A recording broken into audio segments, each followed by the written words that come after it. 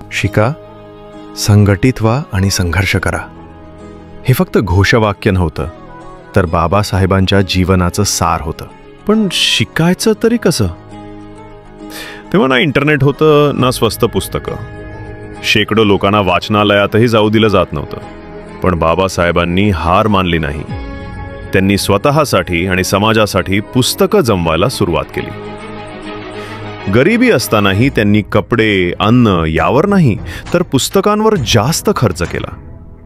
जेव्हा जेव्हा ते कुठे प्रवासाला जात तेव्हा त्यांच्याबरोबर एका पिटाऱ्यामध्ये भरपूर पुस्तकं असायची. लंडनमध्ये राऊंड टेबल परिषदेकरता गेले तरी पुस्तकांच्या दुकानातच जास्त वेळ घालवला. पर्यटन नाही, शिक्षण महत्वाचं. बाबासाहेबांचं वैयक्तिक ग्रंथालय 50,000हून अधिक पुस्तकांचं आहे. त्यांनी अनेक पुस्तकं लोकांना भेट दिली, काही वाचनालयांनाही दान केली.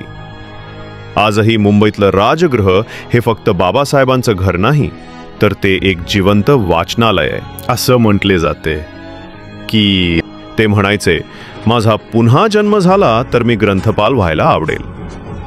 कारण त्यांचं स्पष्ट मत होतं, ज्ञानच हे शस्त्र आहे जे शोषणाचा नाश करू शकतं. आणि आज आपल्याकडे असंख्य mobile, internet, e books, YouTube, PDF सगळं आहे. पण तरीही आपण खरंच बाबासाहेबांच्या शिकवणीप्रमाणे शिकतोय का?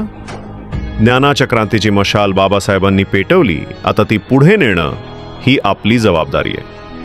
अनेक प्रेक्षकांनी विचारलं, तुम्ही ज्यावर स्क्रिप्ट लिहिता ते वेटिंग फॉर अ विजा हे पुस्तक कुठे मिळेल?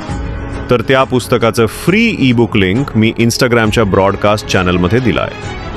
बायोमधून चॅनल जॉईन करा आणि ई बुक मिळवा. जय भीम.